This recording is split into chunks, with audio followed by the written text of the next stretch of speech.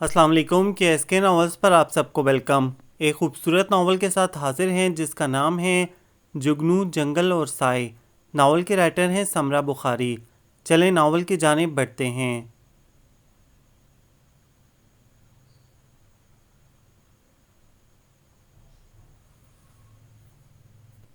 بہت دیر ہو گئی ہے، اب ہمیں گھر چلنا چاہیے۔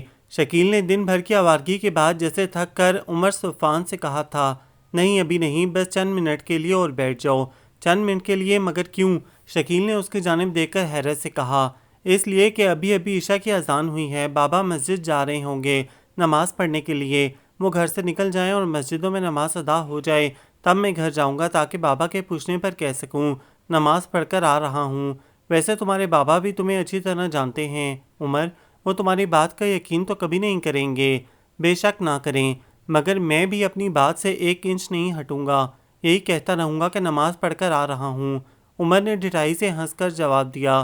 پھر دونوں ایک دکان کے تھڑے پر آ بیٹھے اور نماز کے لیے مسجدوں کی جانب جانے والے نمازیوں کو دیکھنے لگے تھے۔ اب تو تم بڑے ہو گئے، پھر بھی تمہارے بابا تمہیں مارتے ہیں۔ ان کے نزدیک اولاد ملکیت ہے، جائیداد ہے ان کی، چاہے تو جان سے مار دیں چاہے تو بیچ ڈالیں۔ عمر صفان نے باپ کے ذکر پر برا سا منہ بنا کر جواب دیا۔ اتنی مار پڑتی ہے تمہیں، مگر سدھرتے نہیں ہو تم۔ کبھی مار سے بھی کوئی سدھرا ہے شکیل جو میں سدھر جاؤں گا؟ آؤ اب چلتے ہیں، میرا خیال ہے نماز ہو چکی ہے۔ عمر صفان کے کہنے پر شکیل بھی اٹھ کھڑا ہوا۔ شکیل سوچ رہا تھا اب عمر صفان اپنے گھر میں داخل ہوگا، پھر اس کے بابا کی آواز سارے محلے میں گونجنے لگے گی۔ سارا دن گھر سے غائب رہنے پر وہ اسے بہت برا بھلا کہیں گے، شاید مار بھی لگے گی اس کو۔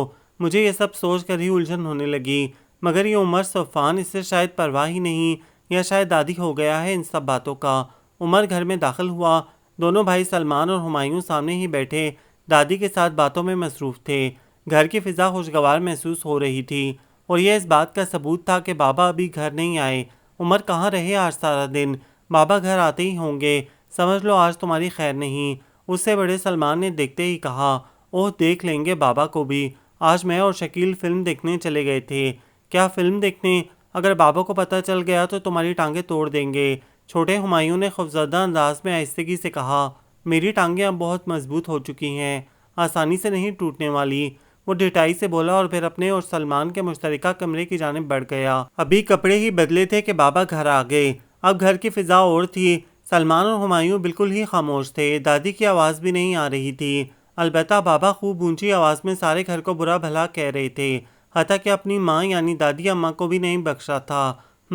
یہ وہ شخص ہے جو 5 وقت کی نماز مسجد میں جا کر ادا کرتا ہے، اپنے اصولوں میں پکا ہے، مگر زبان اس کے قابو میں نہیں۔ گھر میں ہی نہیں محلے میں بھی اپنی زبان کی سختی کے باعث شہرت رکھتا ہے۔ ہمیں کیا پیار دے گا؟ یہ تو اپنی ماں سے بھی احترام کے ساتھ بات نہیں کرتا۔ عمر صفان کے دل میں اپنے باپ کے لیے کوئی محبت نہیں تھی، اور ہو بھی کیسے سکتی تھی؟ جب سے ہوش سنبھالا انہیں ایک جلاد کے روپ میں ہی دیکھا۔ عمر صفان صرف 7 برس کا تھا جب اس کی ماں چل بسی۔ اب گھر کے کاموں کا بوجھ دادی پر تھا، وہ خود بوڑھی تھیں، ان کے لیے یہ سب آسان نہیں تھا، مگر پھر بھی نبھا رہی تھیں، اور ساتھ ساتھ بیٹے کی گستاخی برداشت کرتی تھیں۔ بیٹے کے ان رویوں کی وجہ سے وہ پوتوں سے بھی دور ہو گئیں کہ جب بیٹا ہی قدر نہیں کرتا تو پوتوں سے کیا توقع باندھتی؟ وہ صرف وقت پر روٹی پانی اور دوسری ضروریات مہیا کر دیتی تھیں۔ اس کے علاوہ انہوں نے کبھی توجہ نہیں دی کہ بچے کیا چاہتے ہیں، اور باپ کے غلط رویوں نے انہیں کیسے توڑ پھوڑ ڈالا تھا۔ بڑا بیٹا سلمان کچھ ڈرپوک واقعہ ہوا تھا، باپ کی مار اور جھڑکیوں سے بہت ڈرتا تھا، سو چپ چاپ ان کی ہر بات مان لیتا، نہ دانستہ غلطی بعد میں کرتا اور معافی جیسے پہلے ہی مانگ لیتا۔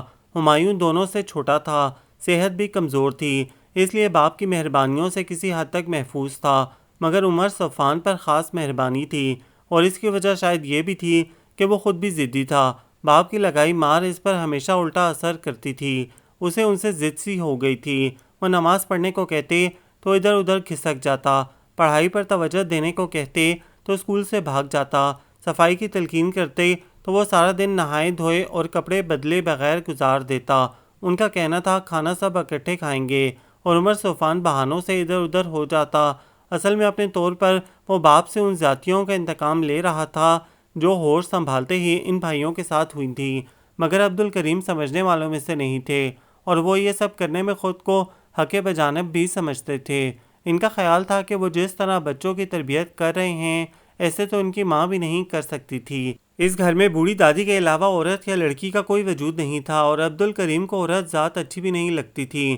ان کے خیال میں وہ کم عقل ہونے کے ساتھ ساتھ فتنہ و فساد کا باعث بھی تھی۔ جب عمر صفوان چھٹی جماعت میں پڑھتا تھا تو ایک روز شکیل کی چھوٹی بہن کے ساتھ اسے کھیلتے دیکھ کر بابا آگ بگولا ہو گئے تھے۔ اسے گلی سے گھسیٹتے ہوئے گھر تک لائے تھے اور خوب مرمت کی تھی۔ دادی سے بھی بہت لڑے تھے کہ ان سے 3 بچے بھی نہیں سنبھالے جاتے، یہ گلی میں لڑکی کے ساتھ کھیل رہا تھا۔ یاد رکھ بے ہدایت، اگر آئندہ میں نے تجھے کسی لڑکی کے ساتھ دیکھا تو مار مار کے ہڈیاں توڑ دوں گا۔ کیا لڑکی کے ساتھ کھیلنا گناہ ہے؟ بچپن ہی سے اس کے باپ نے ذہن میں گناہ و ثواب کا چکر پوری طرح بٹھانے کی کوشش کی تھی۔ گناہ کے نتیجے میں ملنے والے عذاب کا ایسا ہولناک نقشہ کھینچا تھا کہ عمر صفوان راتوں کو ڈر کر اٹھ بیٹھتا تھا، پھر تکیے سے لپٹ کر دوبارہ سونے کی کوشش کرنے لگتا تھا۔ اگر لڑکیوں کے ساتھ کھیلنا گناہ ہے تو پھر محلے کے باقی سب لڑکے اور لڑکیاں اکٹھے کیوں کھیلتے ہیں؟ اگلے کئی دن تک اس کے ذہن میں یہ سوال چکراتا رہا۔ باپ کے ڈر سے وہ محلے کے بچوں کے ساتھ نہیں کھیلتا تھا کہ وہاں سب لڑکے اور لڑکیاں اکٹھے ہوتے تھے۔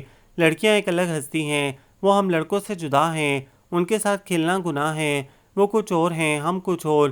باپ کی بات نے اسے بہت چھوٹی عمر میں یہ بات سمجھا دی جو کہ اس عمر میں اسے نہیں سمجھنی چاہیے تھی۔ پھر وہ بڑا ہوتا گیا، اس کے ساتھ کھیلنے والی پردوں میں جا بیٹھی، اور جو پردہ نہیں کرتی تھیں وہ بھی سامنے آنے میں جھجک محسوس کرنے لگیں، اور اس نے محسوس کیا وہ عورت ذات میں بہت کشش محسوس کرتا ہے۔ جب بھی کوئی لڑکی سامنے سے گزرتی ہے وہ کوشش کے باوجود نگاہ ہٹا نہیں پاتا۔ اس کی یہ حرکت دوسرے دوستوں سے چھپی نہ رہ سکی، اور وہ نظر باز اور نہ جانے کیا کیا مشہور ہو گیا، مگر یہ بھی شکر کا مقام تھا کہ اس کی ایسی شہرتیں باپ تک نہیں پہنچی۔ ایک روز وہ دادی کے پاس بیٹھا دھوبی کا حساب لکھ رہا تھا جب محلے کی ایک لڑکی دادی کو میلاد شریف پر آنے کو کہنے کے لیے ان کے ہاں چلی آئی۔ اس وقت بابا بھی گھر پر تھے۔ عمر صفوان سر جھکائے اپنے کام میں مصروف تھا، پھر یوں ہی اس نے نظر اٹھا کر بابا کی طرف دیکھا اور چونک گیا۔ ان کی نظریں گویا لڑکی سے چپک کر رہ گئی تھیں۔ اتنی سی لڑکی اور بابا کی عمر کی منزل نفرت کا ایک طوفان تھا جو اس نے اپنے اندر اٹھتا ہوا محسوس کیا۔ وہ کاغذ پینسل رکھ کر بغور بابا کے چہرے پر آنے والے تاثرات کو دیکھتا رہا اور شرمندگی، غصے اور تعصب سے کھولتا رہا۔ جب وہ لڑکی گھر کا دروازہ پار کر کے باہر نکل گئی تب بابا بھی ہوش میں آئے اور لگے اسے برا بھلا کہنے۔ جو ننگے سر ان کے ہاں چلی آئی تھی، پتہ نہیں لوگوں کو خوف خدا کیوں نہیں ہے، جوان لڑکیوں کو یوں گھر سے باہر بھیج دیتے ہیں۔ شکر ہے میری کوئی بیٹی نہیں، عورت فساد کی جڑ ہے، مرد کے لیے نری سر درد ہے، بس اور کچھ نہیں۔ عمر صفوان نے کاغذ پینسل وہیں رکھ دی اور کمرے میں آ کر بیٹھ گیا۔ کس قدر دوغلے انسان ہیں یہ، مارے غصے کے اس کا چہرہ جیسے تپ رہا تھا۔ پھر اس نے یہ بھی محسوس کیا کہ اس کے بابا اپنی نیکیوں کا بہت ڈھنڈورا پیٹتے تھے، ہر آنے جانے والے کے سامنے اپنی نماز روزوں کا ذکر ضرور کرتے۔ جب کوئی ان سے ملنے آ جاتا تو اس روز بہت لمبی نماز پڑھتے اور دیر تک تسبیح پڑھتے رہتے۔ عمر صفوان میٹرک میں تھا اور اس نے سوچ لیا تھا کہ وہ کالج میں ایڈمیشن ضرور لے گا، جبکہ بابا اسے کسی دینی مدرسے کے سپرد کرنے کا سوچ رہے تھے جہاں تھوڑی سی تربیت کے بعد اس نے بچوں کو تعلیم دینا تھی، مگر وہ ایسا بالکل نہیں چاہتا تھا۔ یہاں اس چھوٹے سے شہر میں ایک کالج تو تھا مگر پڑھائی بہت غیر معیاری تھی۔ اکثر اساتذہ چھٹی پر رہتے، اگر آتے بھی تو پڑھانے میں دلچسپی نہیں رکھتے تھے۔ عمر صفوان کے حق میں یہ اچھا ہی تھا، وہ اسی بات کو بنیاد بنا کر اس شہر سے دور کسی اور شہر میں جا کر رہنا چاہتا تھا۔ وہ باپ کے سائے سے بھی دور نکل جانا چاہتا تھا۔ وہ پڑھنے کا شوقین ہرگز نہیں تھا، مگر صرف یہاں سے نکلنے کی خاطر اس نے میٹرک میں سخت محنت کی اور اچھے نمبروں سے کامیاب بھی ہو گیا۔ ٹھیک ہے، میں نے ایک عالم سے بات کی ہے، تم ان کے ساتھ چلے جاؤ، وہ تمہیں مدرسے میں لے جائیں گے۔ میں سمجھتا ہوں تم اسی طرح کچھ نیکیاں کما سکتے ہو، ورنہ تم کسی کام کے نہیں، آوارہ اور نکمے ہو۔ اس نے یہ سب تحمل سے سنا اور انہیں بتایا کہ وہ عربی اور اسلامیات میں دلچسپی رکھتا ہے، کالج میں اس کے پاس یہی سبجیکٹ ہوں گے۔ مجھے یہ بھی معلوم ہوا ہے کہ اگر ان مضامین میں تعلیم حاصل کی ہو تو یہ دینی مدارس والے بھی زیادہ توجہ سے اپنی تعلیم دیتے ہیں۔ اس نے یہ بات بار بار دہرائی اور آخر بابا اسے کسی اچھے شہر کے کالج میں داخل کروانے پر رضامند ہو گئے۔ تمہیں وہاں ہاسٹل میں رہنا ہوگا، مگر یہ مت سمجھنا کہ تم آزاد ہو گئے، اب جو چیز چاہے کرتے پھرو۔ میں نے اپنے چند دوستوں سے بات کر لی ہے، وہ ہاسٹل میں تم سے ملنے آیا کریں گے، پوری طرح نگرانی کریں گے تمہاری۔ ان میں سے ایک تو وہیں تمہارے کالج کے نزدیک ہی رہتا ہے۔ میرے یہ سب کے سب دوست بے حد نیک اور پرہیزگار ہیں، اور تم ایسی کوئی حرکت نہیں کرنا جو میرے لیے شرمندگی کا باعث بن جائے۔ وہ تمہاری پوری طرح نگرانی بھی کریں گے۔ پرہیزگار، نیک، پارسا، جیسے آپ ہیں ایسے ہی وہ ہوں گے۔ اس نے دل میں سوچا مگر بولا کچھ نہیں۔ جس روز اسے نئے شہر جانا تھا اس روز بھی بابا اسے بار بار نصیحتیں کرتے رہے، اپنی پڑھائی پر توجہ دینا، برے اور بد کردار لوگوں کی صحبت سے بچنا، نماز باقاعدگی سے ادا کرنا، سگریٹ مت پینا، پیسے کم خرچ کرنا، آوارہ گردی مت کرنا وغیرہ۔ وہ سنتا رہا اور سوچتا رہا، مجھے ایک بار اس قید خانے سے نکلنے تو دیں، پھر دیکھیں میں کرتا کیا ہوں۔ دکھاوے کی نمازیں پارسائی کا خول، آپ ہی کو مبارک ہو۔ دوغلی زندگی میں نہیں گزار سکتا، اور آپ کے وہ دوست، انہیں تو میں اچھی طرح دیکھ لوں گا۔ بے شک جس گھر میں اس نے ایک عمر گزاری وہاں گھٹن کے سوا کچھ نہیں تھا، ہر قدم پر پابندی تھی، گالیاں اور مار ان تینوں بھائیوں کو جیسے مقدر بن گئی تھی، مگر اس کے باوجود اس کے اندر زندگی پوری طرح سانس لیتی تھی۔ وہ اس گھٹن کا حصہ بن کر نہیں رہ سکتا تھا۔ اس نے ہمیشہ آزادی اور خوبصورت زندگی کے خواب دیکھے تھے۔ اسے مذہب اور مذہبی لوگوں سے چڑ تھی، اسے وہ سب جھوٹے اور مکر و فریب میں ڈوبے نظر آتے تھے۔ اس نے باپ سے جھوٹ بولا تھا کہ وہ عربی اور اسلامیات پڑھے گا، اس نے یہ مضمون نہیں لیے تھے، اور اسے اب پڑھنے کا کوئی خاص شوق بھی نہیں تھا۔ وہ باپ کی سلطنت سے نکلنا چاہتا تھا، اس ماحول سے دور ہونا چاہتا تھا جہاں زبردستی نماز پڑھائی جاتی تھی۔ قدم قدم پر اگلے جہاں میں دوزخ کی ہولناکیوں کا ذکر تھا، اور ہر بات میں گناہ و ثواب کا چکر تھا۔ جہاں کی فضا محبت اور انسانیت کے لیے قطعی غیر موزوں تھی، وہاں ہر سو خشک، بنجر اور بگولہ کی طرح چکراتی آوازیں اور جذبے تھے۔ ہر شے جیسے اونگ رہی تھی اور وقت رینگ رہا تھا، اور یہاں نئی زندگی تھی، ہر شے میں ایک خاص چمک تھی، بلاوا تھا اور فراٹے بھرتے جذبات تھے۔ اس کا روم میٹ جمیل پہلے ہی دن سے دوست بن گیا۔ پھر اس نے دو اور لڑکوں سے تعارف کروایا، ایک کا نام نادر اور دوسرے کا نام انعام تھا۔ نادر کسی زمیندار کا بیٹا تھا، جمیل کے والد سرکاری آفیسر تھے، اور انعام کا باپ مل اونر تھا۔ ان سب کے مقابلے میں اس کی حیثیت تو کچھ بھی نہیں تھی، مگر اپنی شکل و صورت اور ڈیل ڈول کی بدولت وہ نہ صرف ان تینوں میں بلکہ کالج کے دوسرے لڑکوں میں بھی نمایاں تھا۔ اسے کھیلوں سے شروع سے ہی لگاؤ رہا تھا، حالانکہ بابا تمام کھیلوں کو شیطانی کام قرار دیتے تھے، مگر اب کالج میں آ کر بھی اس نے گیمز کی جانب خصوصی توجہ دی، جبکہ پڑھائی کی طرف اس کا رجحان واجبی سا بھی نہیں تھا، اور دوست بھی ایسے ملے جو صرف انجوائے کرنے آئے تھے۔ عمر صفان کو یہاں آ کر احساس ہوا وہ بہت زندہ دل ہے، اس کی باتیں دوسروں کو متاثر کرتی ہیں، اور یہ کہ اس کی شخصیت میں کوئی ایسی بات ضرور ہے کہ لوگ نہ صرف اس کی سنتے ہیں بلکہ مان بھی لیتے ہیں۔ نادر ہاسٹل میں ہی مقیم تھا، جبکہ انعام سے ملاقات کالج میں ہوئی تھی، یا پھر وہ شام کو ان سے ملنے ہاسٹل چلا آتا۔ یار تم لوگوں کی آزادیاں دیکھ کر میرا جی چاہتا ہے میں بھی ہاسٹل میں آ جاؤں۔ عمر صفان تولیے سے منہ رگڑتے ہوئے باتھ روم سے نکلا تو انعام اس کے اور جمیل کے مشترکہ کمرے میں بیٹھا ایک حسرت کے ساتھ کہہ رہا تھا، تو آ جاؤ نا یار، اس میں مشکل کیا ہے؟ کیوں عمر صفان؟ نادر بات کے اختتام پر جانے کیوں اس سے رائے مانگ بیٹھا تھا۔ ہاں یار ٹھیک تو کہہ رہا ہے نادر، اپنے بابا سے کہہ تو گھر میں ٹھیک سے پڑھا نہیں جاتا، ہاسٹل میں بھیج دیں۔ تم نہیں جانتے میرے ڈیڈی کو، میں بہانے بعد میں بناتا ہوں، وہ پکڑ پہلے لیتے ہیں۔ بس یارو یوں سمجھو قید خانے میں دن گزار رہا ہوں۔ ہاں بڑا افسوس ہے ہمیں تمہاری بے بس جوانی پر۔ عمر صفان نے افسوس کا اظہار کیا، اور نادر جمیل بھی اس بات پر مزید ٹکڑے لگانے لگے۔ نادر تو کیسا زمیندار ہے، نہ تو تیرے پاس پنجیری ہوتی ہے، نہ ہی گاؤں سے انڈے اور مکھن آتا ہے تیرے لیے، لعنت ہے تیری زمینداری پر۔ ابھی ہاسٹل میں آئے ہوئے دن ہی کتنے ہوئے ہیں، بس ذرا انتظار کرو، پھر عیش ہی عیش ہوں گے اپنے۔ یار یہ چائے کس نے بنائی ہے، عجیب سا ذائقہ ہے۔ عمر نے منہ بنا کر کپ میز پر رکھ دیا۔ یہ چائے انعام اپنے گھر سے لے کر آیا ہے، ان کے ملازم کے بابرکت ہاتھوں کی بنی ہوئی ہے، جمیل نے بتایا۔ اگر کھانا بھی یہی ملازم بناتا ہے تو پھر مجھے واقعی تم سے ہمدردی ہے۔ نہیں کھانا تو ٹھیک ہی بنا لیتا ہے، اصل میں آج کل کھانا بنانے والے ملازم مشکل سے ملتے ہیں، ممی اس کے بڑے نخرے برداشت کرتی ہیں، اور اسی لیے زیادہ ہی سر چڑھ گیا ہے۔ منڈیو ایک زبردست خبر کے ساتھ آیا ہوں، اگر چائے پلواؤ تو بتاؤں گا۔ شاہد نے اندر جھانکا، چائے دیکھی تو شرط رکھ دی۔ ہاں ہاں اسے چائے دو۔ عمر صفان نے جھٹ اپنا کپ اسے پکڑا دیا۔ اب بتا کیا خبر ہے تمہارے پاس؟ خبر یہ ہے کہ ادھر فاروق کے کمرے میں وی سی آر چل رہا ہے، بڑی دھانسو فلم لگی ہے، دیکھنی ہے تو آ جاؤ۔ دیکھنی کیوں نہیں، تینوں جلدی سے اٹھ کھڑے ہوئے۔ چائے کا ایک سپ لیتے ہی شاہد صاحب کے بھی 14 طبق روشن ہو گئے تھے، تو وہ بھی پیچھے چلے آئے۔ فاروق کے کمرے میں نہ صرف اسٹوڈنٹس جمع تھے بلکہ ہاسٹل کے ملازم بھی موجود تھے۔ اخلاق سے گری ہوئی فلم چل رہی تھی، اور لڑکے سگریٹ کے کش لگاتے ہوئے ہر منظر پر داد دیتے ہوئے فلم دیکھ رہے تھے۔ انہیں بھی سگریٹ کا پیکٹ تھمایا گیا، باقی سب نے بھی بغیر کسی جھجک کے سگریٹ سلگا لیے، مگر عمر صفان کچھ سوچ کر رک گیا۔ اسے یاد آ گیا تھا کہ سر آفتاب نے کہا تھا اگر کھلاڑی کی حیثیت سے آگے ہی آگے جانا چاہتے ہو تو صحت پر بہت توجہ دینا ہوگی، ہر قسم کے نشے سے دور رہنا ہوگا، اور یہ بھی کہ مرد کی خوبروئی اس کے طاقتور اور مضبوط جسم میں ہے۔ اس نے سگریٹ نہیں لیا مگر فلم پوری توجہ سے دیکھی۔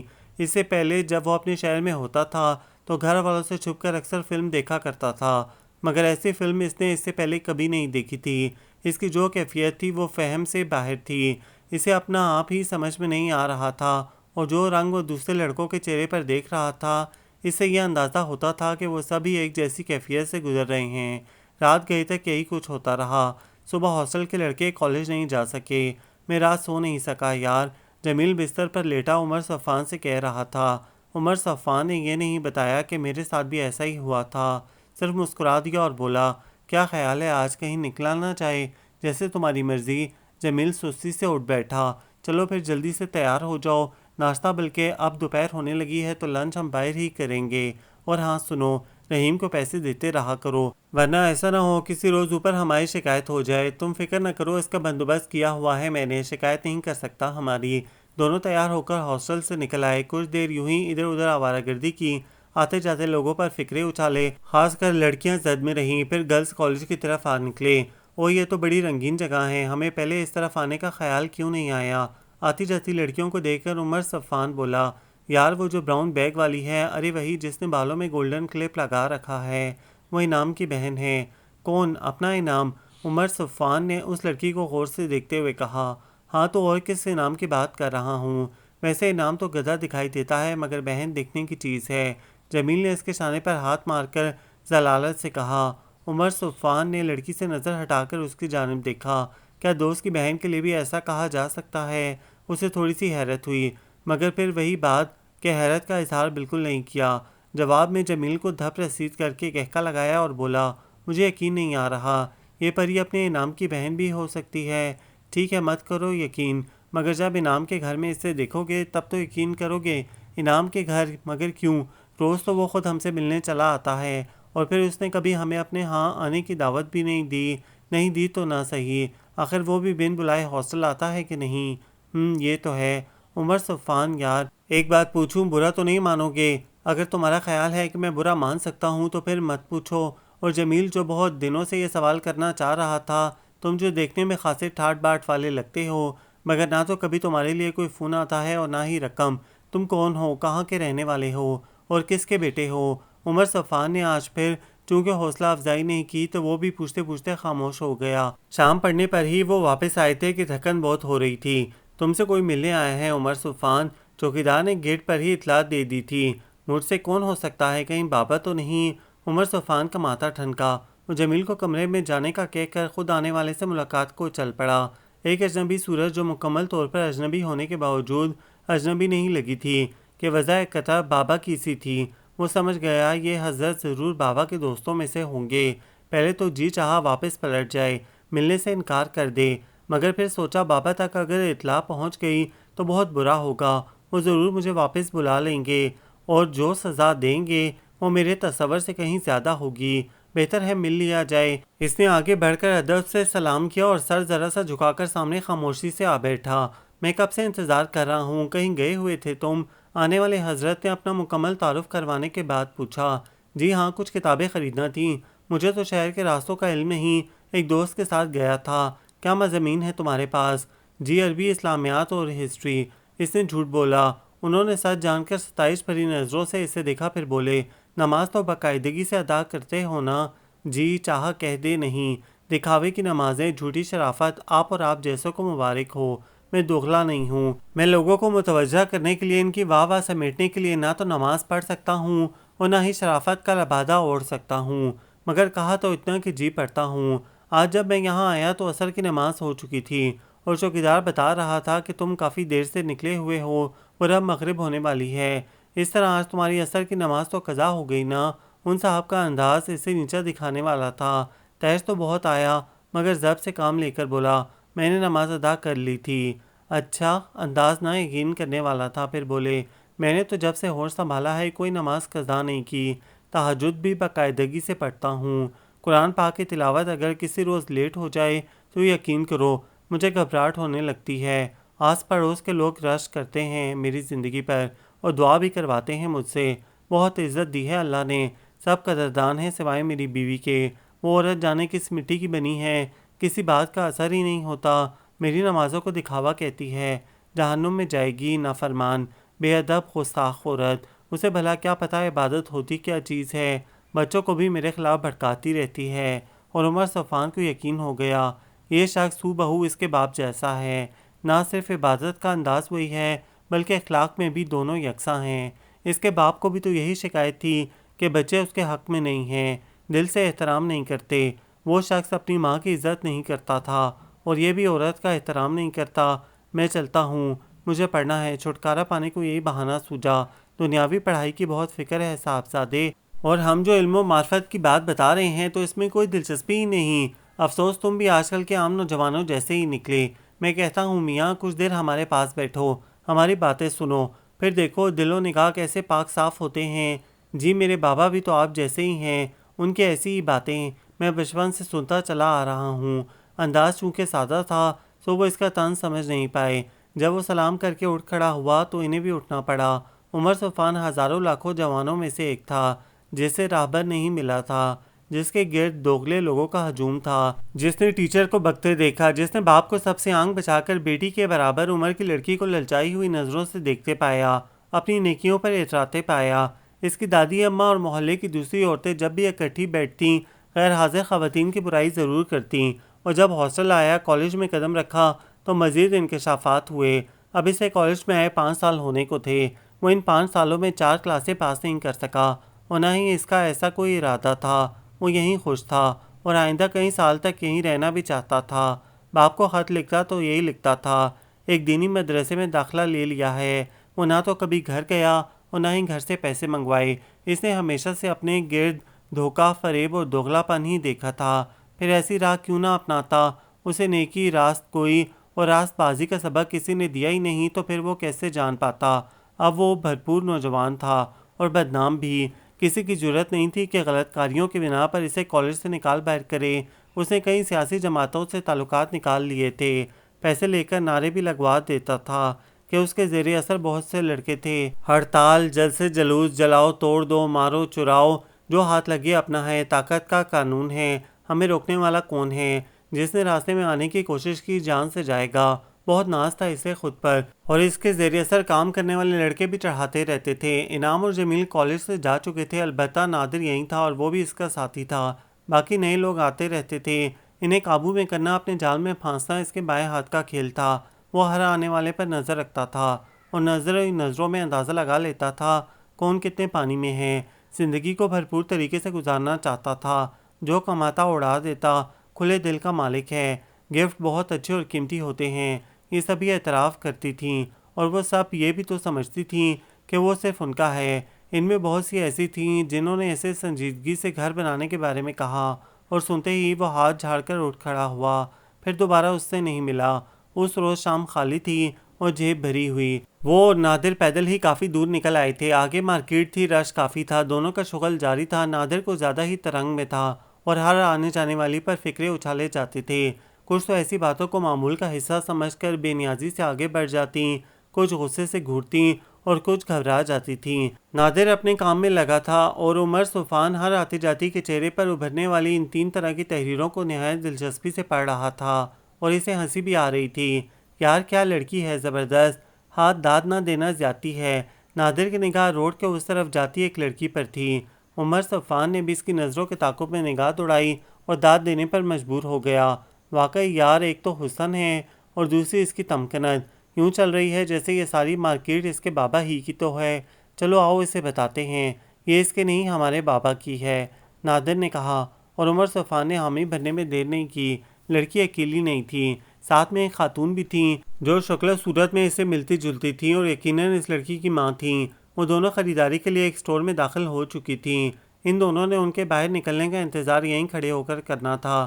لگتا ہے لمبی شاپنگ پر نکلی ہے شہزادی، نادر نے اکتا کر کہا۔ آؤ دیکھے تو کیا خرید رہی ہے۔ عمر صفان بھی اکتا گیا تھا۔ ادھر یہ دونوں اسٹور میں داخل ہوئے اور ادھر وہ لڑکی پیمنٹ کے بعد اپنا سامان اٹھا کر باہر کی طرف آئی۔ نادر نے موقع غنیمت جانا اور دانستہ اس سے جا ٹکرایا۔ وہ توازن برقرار نہیں رکھ سکی، الٹے قدموں چلتے ہوئے سنبھلنے کی کوشش کے باوجود کاؤنٹر سے جا ٹکرائی اور بازو میں پہنی دھنک رنگ چوڑیاں ادھر ادھر بکھر گئیں۔ اس نے سر اٹھا کر نادر کے چہرے پر دیکھا، وہاں شرمندگی نہیں خباثت کے رنگ تھے۔ پھر اس سے پہلے کہ نادر کچھ سمجھتا، اس کا ہاتھ اٹھا اور اس کے چہرے پر چٹاخ کی آواز کے ساتھ پڑا۔ عمر صفان یا نادر کے کچھ کہنے سے پہلے یہاں موجود لوگ اکٹھے ہو گئے۔ لڑکی اور اس کی ماں تیزی سے باہر نکلیں اور جب تک نادر لوگوں کو یہ تسلی کرا کر فارغ ہوا کہ وہ جان بوجھ کر نہیں ٹکرایا تھا، یہ صرف اتفاق تھا، تب تک وہ ماں بیٹی غائب ہو چکی تھیں۔ ان دونوں نے ساری مارکیٹ چھان ماری مگر کہیں پتہ نہیں چلا۔ عمر صفان اس لڑکی کی جرأت پر بے حد حیران تھا۔ اتنے سالوں سے وہ مختلف لڑکیوں کو دیکھتا چلا آ رہا تھا، ایسا مظاہرہ آج تک کسی نے نہیں کیا تھا۔ وہ واقعی ایک منفرد لڑکی تھی۔ نادر پر غصہ سوار تھا، وہ کہتا تھا ابھی کہیں نظر آ جائے، بھرے بازار میں اٹھا لوں گا اسے۔ میرا خیال ہے وہ جا چکی ہے۔ بہت دیر تک تلاش کے بعد ناکام ہو کر عمر صفان نے کہا، خیر جائیں گی کہاں؟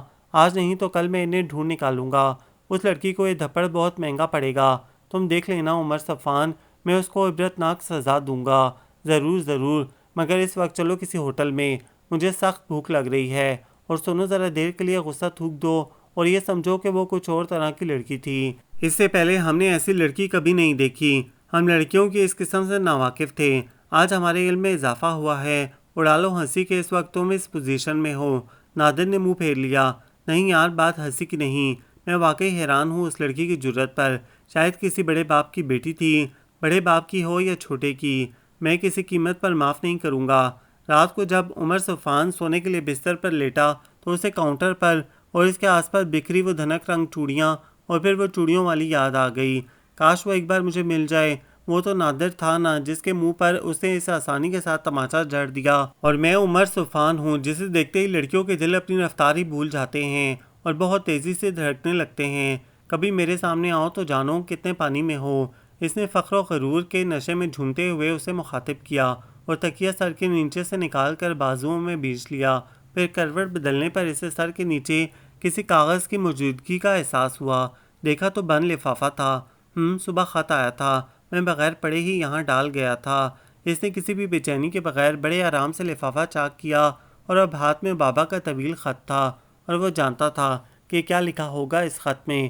اس نے پڑھے بغیر ہی میز کی جانب اچھال دیا، نماز باقاعدگی سے ادا کرنا، آواز ضرور اٹینڈ کرنا، یہ کرنا وہ کرنا۔ جب میں نے یہ سب کچھ نہیں کرنا تو پھر پڑھنے سے فائدہ کیا؟ آپ کبھی آ کر دیکھیں تو محترم بزرگ، آپ کی سختیوں نے مجھے آپ سے کس حد تک دور کر دیا ہے۔ آپ مجھے بچپن میں ایک لڑکی کے ساتھ کھیلتے دیکھ کر آگ بگولا ہو گئے تھے اور اب میرے کھلونے ہی یہی ہیں، اور میں اس پر شرمندہ بھی نہیں ہوں کہ جو کچھ آپ چوری چوری کرتے ہیں میں کھل کر کرتا ہوں۔ میں دوغلا پن برداشت نہیں کر سکتا اور مجھ میں اتنی جرأت ہے کہ میں اپنی اچھائیوں برائیوں سمیت معاشرے کا سامنا کر سکتا ہوں۔ اس نے خیال کے پردے پر ابھرتی بابا کی تصویر کو بڑی بیگانگی سے مخاطب کیا، او پڑھاکو، کبھی تو بغیر کتاب کے بھی نظر آ جایا کرو۔ عمر صفان اور اس کے ساتھی کئی روز سے اس نئے آنے والے لڑکے کا بغور جائزہ لے رہے تھے۔ وہ فرسٹ ایئر کا اسٹوڈنٹ تھا اور اس لحاظ سے کم عمر تھا، کچھ صحت اور قد کاٹ کی وجہ سے بھی زیادہ ہی چھوٹا معلوم ہوتا تھا۔ آج ان سب نے گھیر لیا۔ عمر صفان کو اپنا استاد ماننے والے ساجد، شہاب اور نادر اسے گھیرے میں لیے ہوئے فکرے اچھال رہے تھے، جبکہ وہ خود ذرا فاصلے پر کھڑا لڑکے کی پریشان صورت دیکھ کر لطف لے رہا تھا۔ میں نے کیا بگاڑا ہے آپ لوگوں کا؟ وہ لڑکا ان سب کی پہنچ اور کریکٹر کو کسی حد تک تو جان ہی گیا تھا کہ یہاں ہاسٹل اور کالج میں بہت نام تھا ان کا۔ یہی بات تھی کہ انہیں اپنے گرد اکٹھے ہوتے دیکھ کر وہ بے حد پریشان ہو گیا تھا۔ تم نے ہمارا کیا بگاڑنا ہے؟ تم تو خود کو تباہ و برباد کر رہے ہو۔ چوزے، یہ تو ہنسنے کھیلنے گھومنے پھرنے ناچنے گانے کی عمر ہے اور تم کتابوں کو گلے لگائے بیٹھے ہو۔ بے وقوف، یہ عمر بیت گئی تو پھر ہاتھ ملتے رہ جاؤ گے۔ چلو چھوڑو ان بوریت کے پلندوں کو، ہمارے ساتھ آؤ، ہم تمہیں نئی دنیا دکھائیں گے۔ ساجد نے بازو سے پکڑا، شہاب پیچھے سے دھکیلنے لگا۔ رک جائیں، یہ کیا کر رہے ہیں آپ لوگ؟ یہیں ہاسٹل میں رہنے والا اے ایس پی کا بیٹا کامران اور اس کے چند دوست چلے آئے، جو کچھ بھی آپ کے سامنے ہیں۔ اب شہاب اور ساجد اپنا لہجہ برقرار نہیں رکھ سکے۔ وجہ یہی کہ ایک تو کامران کا باپ اے ایس پی تھا، دوسرے وہ لڑکا خود بھی خاصا تیز تھا۔ عمر صفان کالج اور کالج سے باہر اس کی پوزیشن کو سمجھتا تھا۔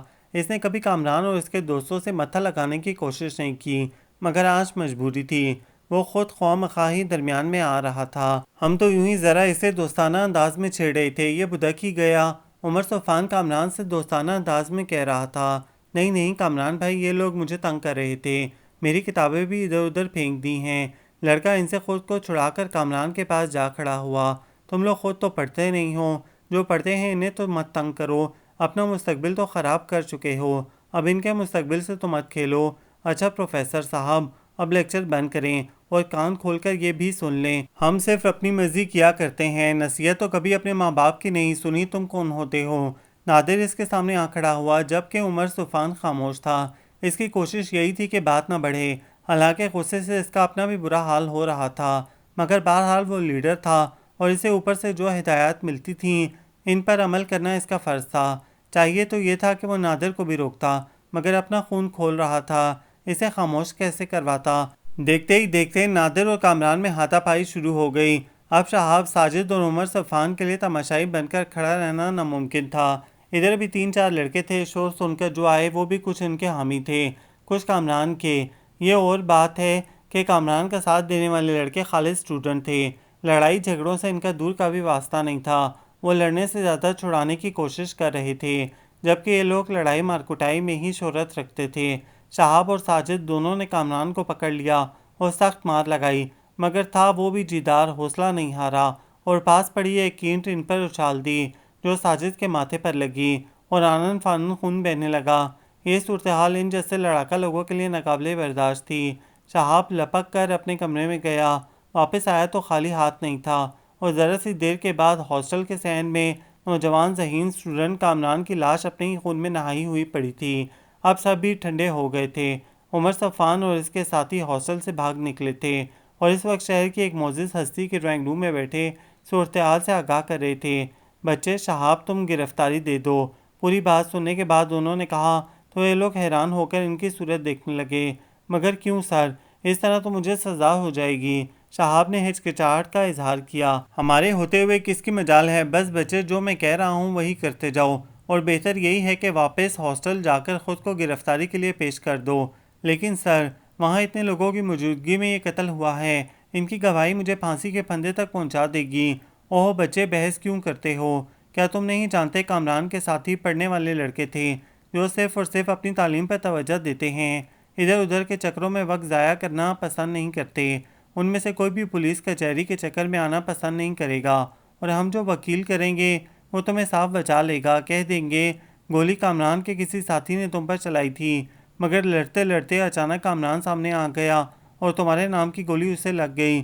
جاؤ نادر، تم خود شہاب کو چھوڑ کر آؤ، ورنہ وہ تم سب کو ملوث کریں گے اور اس سے ہماری تحریک متاثر ہوگی۔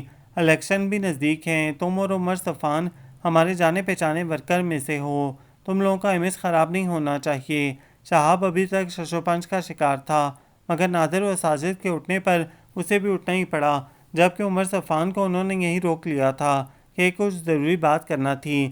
سر، آپ کے کہنے پر میں جا تو رہا ہوں، مگر سر آپ مجھے بچا ضرور لیجیے گا، میرے چھوٹے چھوٹے بھائی بہن ہیں، باپ معذور ہے۔ سر، میں نے آپ لوگوں کی جماعت جوائن ہی اس لیے کی تھی کہ مجھے اپنا گھر چلانے کے لیے رقم کی ضرورت تھی، سو میں نے آپ کے حکم کی تعمیل کی ہے۔ اپنے اس ورکر کا خیال ضرور رکھیے گا۔ شہاب مارے خوف کے رونے کو تھا۔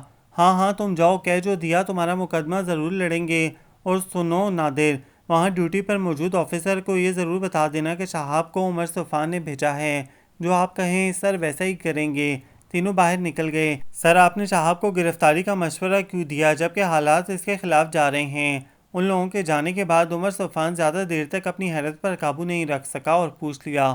وہ کھل کر ہنسے اور بولے، جو کچھ ہم سوچ سکتے ہیں وہ تم نہیں سوچ سکتے، تم صرف گولیاں چلانا جانتے ہو، کس پر چلانی ہے یہ ہم بتاتے ہیں۔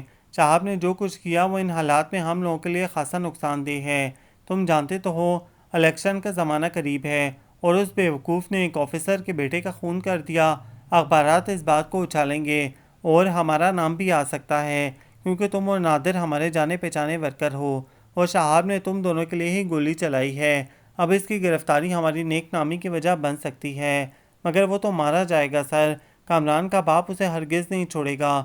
یہ ہمارا مسئلہ نہیں ہے عمر صفان، اب شہاب جانے اور کامران کا باپ جانے، ہمارا کام اسے پولیس کے حوالے کرنے کے بعد ختم ہو جاتا ہے، مگر اس لڑکے نے ہمارے لیے، ہماری جماعت کے لیے بہت کام کیا ہے، اسے اکیلا چھوڑ دینا مناسب تو نہیں، وہ ایک ادنا سا ورکر ہے جس کا نام بھی یہاں جماعت کے اندر کوئی نہیں جانتا تھا۔ اگر اس نے کوئی کام کیا تو اس کا معاوضہ بھی وصول کیا۔ تم نے سنا نہیں وہ کہہ رہا تھا اسے اپنا گھر چلانے کے لیے پیسوں کی ضرورت تھی اور ہم نے اس کی یہ ضرورت پوری کی۔ اب جماعت سے اس کی وابستگی ہمارے لیے نقصان کا باعث بن سکتی ہے۔ تو ایسی صورت میں تم ہی بتاؤ ایک ادنا سے ورکر کی قربانی جائز نہیں بن جاتی؟ اور سنو، تمہیں اور نادر کو پریشان ہونے کی ضرورت نہیں، تمہارا نام اس کیس میں نہیں آئے گا، کوئی اخبار تم دونوں کا حوالہ نہیں دے گا، تم اگر چاہو تو واپس ہاسٹل چلے جاؤ۔ میرا خیال ہے اب تک شہاب گرفتار ہو چکا ہوگا، باقی میں فون کر دیتا ہوں۔ ٹھیک ہے سر، جیسا آپ کہیں۔ عمر صفان اٹھ کھڑا ہوا۔ اور سنو، یہ تمہاری زندگی پر ہمارا احسان ہے، قرض ہے تم پر، اسے ہمیشہ یاد رکھنا۔ جی سر، میں ممنون ہوں آپ کا۔ صفان کا لہجہ ممنونیت سے یکسر خالی تھا۔ انہیں سلام کر کے چلا آیا۔ دیر تک شہر کی سڑکوں پر بے مقصد گھومتا رہا۔ اس کی نظروں کے آگے بار بار شہاب کا چہرہ آ جاتا تھا۔ اگر سلطان صاحب چاہتے تو اسے بچا سکتے تھے، وہ ٹھکانے ہیں ان لوگوں کے، پولیس ان پر آسانی سے ہاتھ نہیں ڈال سکتی، مگر انہوں نے شہاب کی وفاداریوں کو بھلا دیا، صرف اپنی نیک نامی کی خاطر۔ اس کی جان کی پرواہ نہیں کی۔ کیسے پریشان تھا، بار بار وعدہ لے رہا تھا۔ اس کے چھوٹے بہن بھائی اور معذور باپ جن کی خاطر وہ ادھر آیا تھا، اب ان کا کیا بنے گا؟ یہ خبر سن کر ان کی کیا حالت ہوگی؟ سلطان صاحب کو ایسا نہیں کرنا چاہیے تھا، یہ تو اپنے لوگوں کے ساتھ بے وفائی ہے۔ شہاب نے گولی ہم لوگوں کے لیے چلائی تھی، کوئی ذاتی دشمنی تو نہیں تھی اس کی کامران سے، اور اگر کسی دن مجھ سے بھی کوئی ایسا کام ہو گیا جو جماعت کے مفاد میں نہ ہوا تو کیا میری وفاداریوں کو بھی یوں بھلا دیا جائے گا؟ میرے بارے میں بھی یہ کہہ دیا جائے گا کہ جو کام کیا اس کا معاوضہ بھی ادا کیا جا چکا ہے؟ کیا مجھے بھی بے یار و مددگار چھوڑ دیا جائے گا؟ اگر ہم جانے پہچانے رکن نہ ہوتے تو عین ممکن تھا شہاب کے ساتھ ساتھ ہم سب بھی گرفتار ہو چکے ہوتے اور کوئی ضمانت کروانے والا بھی نہ ہوتا۔ سوچ سوچ کر اس پر غصے اور دکھ کی کیفیت بیک وقت طاری ہو گئی تھی۔ وہ ہاسٹل نہیں گیا بلکہ کسی ہوٹل میں کمرہ لے کر رات گزارنے کا فیصلہ کر لیا کہ وہ بہت کچھ سوچنا چاہتا تھا اور اسے یقین تھا ہاسٹل میں وہ کچھ بھی نہیں سوچ سکے گا۔ وہاں کی فضا اور ابھی کچھ دیر پہلے ہونے والا ایک بے گناہ کا قتل اس کے اعصاب پر بہت برا اثر ڈالے گا۔ ہوٹل میں کمرہ لینے کے بعد بھی وہ دیر تک جاگتا رہا تھا۔ اسے بے گناہ کامران کی موت کا افسوس تھا۔ کتنا اچھا لڑکا تھا وہ۔ عمر صفان اور اس کی کوئی لڑائی تو نہیں تھی۔ وہ خوش مزاج اور ذہین لڑکا تھا، دلیر بھی تھا، اور یہی دلیری آج اس کی موت کا سبب بن گئی۔ وہ اگر ساجد اور شہاب سے کسی اور کی خاطر نہ الجھتا تو اس کا قتل بھی نہ ہوتا۔ اس کی موت، اس کی جوان موت، کیا ایسا بھرپور جوان اب اس دنیا میں نہیں؟ عمر صفان گھبرا کر اٹھ بیٹھا اور پانی کا پورا گلاس ایک ہی سانس میں چڑھا لیا۔ اب شہاب کو بھی پھانسی ہو جائے گی۔ جن لوگوں کی خاطر اس نے کتنے ہی غلط کام کیے، اس مشکل وقت میں وہ ساتھ دینے کو تیار نہیں۔ یہ قتل بھی اس نے ہمارے لیے کیا۔ وہ مجھے اپنا استاد مانتا تھا اور میں نے بھی اس کا ساتھ نہیں دیا، مگر میں اکیلا کر بھی کیا سکتا ہوں؟ ساری رات وہ کمرے میں ادھر سے ادھر چکر لگاتا رہا۔ اس کے سامنے دو ہی چہرے آتے تھے، کامران اور شہاب کا۔ اسے کامران کی موت کا بہت افسوس تھا، مگر وہ ہرگز یہ نہیں چاہتا تھا کہ اس کے قاتل کو سزا ملے۔ وہ شہاب کو بچانا چاہتا تھا۔ رات آنکھوں میں کٹ گئی۔ صبح اس نے ہوٹل میں آنے والے تمام اخبار دیکھ ڈالے۔ واقعی انہوں نے سچ کہا تھا۔ کامران کے قتل کے سلسلے میں جو واقعات لکھے گئے تھے ان میں اس کا اور نادر کا نام نہیں تھا۔ رات اس پر جو کیفیت طاری تھی، دن کی روشنی پھیلتے ہی ختم ہو گئی۔ وہ اس وقت خاصا پرسکون تھا اور اس کا ذہن پوری طرح حاضر تھا۔ اس نے یہی سوچا کہ ناشتے کے بعد وہ سر کی طرف جائے گا اور اس بارے میں تفصیل سے بات کرے گا، اور اس نے یہی کیا۔ معلوم ہوتا ہے ساری رات سوئے نہیں۔ وہ اسے بغور دیکھ کر بولے، جی سر، ان حالات میں سو بھی کیسے سکتا تھا؟ حالات تو معمول پر ہیں عمر صفان، بس تم نے ہی کچھ زیادہ اثر لے لیا ہے، حالانکہ بات بالکل معمولی ہے۔ اور ہاں سنو، تمہیں اور نادر کو شہاب کے خلاف گواہی دینا ہے۔ جی؟ عمر صفان پر شدید حیرت کا دورہ پڑا۔ ہاں، اور میں نے یہ بھی سوچا ہے اس سال تمہیں BA کروا دینا چاہیے، پھر یونیورسٹی میں ایڈمیشن کروا دیں گے، وہاں ایک نئی دنیا ہوگی، مجھے یقین ہے تم وہاں بھی کامیاب رہو گے۔ جی جیسے آپ کی مرضی۔ اس کے احساسات پر ہتھوڑے برس رہے تھے۔ وہ محسوس کرنے کی پوزیشن میں نہیں تھا کہ رواں رواں حیرت بن چکا تھا۔ ناشتہ کر چکے ہو یا ابھی کرنا ہے؟ جانے سے پہلے انہوں نے پوچھا۔ جی، وہ غائب دماغی کی کیفیت میں بولا۔ کیا جی؟ انہوں نے اب کے اندازہ لگا لیا اور تیوریاں چڑھا کر کڑوے انداز میں پوچھا۔ میرا مطلب ہے کر لیا ہے۔ وہ انہیں مطمئن کرنے کو پھیکی سی ہنسی ہنس کر بولا، دیکھو عمر صفان، یہ کھیل ہے جیتاروں کا، ہمارے وفاداروں کو جان ہتھیلی پر رکھنا پڑتی ہے، وہ یہ نہیں دیکھتے کہ کون جیا اور کون مر گیا، وہ دل سے نہیں سوچتے اور اپنا دماغ بھی خرچ نہیں کرتے۔ ہم ان کی جگہ سوچتے ہیں اور حکم دیتے ہیں، جسے وہ جان کی بازی لگا کر بھی پورا کرتے ہیں اور اس کے بدلے میں انعام پاتے ہیں۔ بھوکے ننگے لوگ جنہیں 2 وقت کی روٹی بھی میسر نہیں، جب ہمارے پاس آتے ہیں تو ہمارے کرم سے ان کی زندگی کے رنگ ڈھنگ بدل جاتے ہیں۔ بدن پر قیمتی لباس، مہنگے ہوٹلوں میں کھانا پینا اور گھر کے اخراجات کے لیے اچھی خاصی رقم۔ تم بتاؤ، کیا وہ گھاٹے میں رہتے ہیں؟ کیا یہ سودا مہنگا ہے عمر صفان؟ نہیں سر، یہ سودا ہرگز مہنگا نہیں ہے۔ اب کہ وہ خاصا سنبھل کر گویا ہوا، پھر تمہارا یہ انداز، تمہاری جھجک، سوچ میں گم آنکھیں اور ہماری سوچ سے اختلاف، ان سب کا کیا مطلب ہے؟ بولو، جواب دو مجھے۔ آپ سے غداری کے بارے میں تو میں سوچ بھی نہیں سکتا سر۔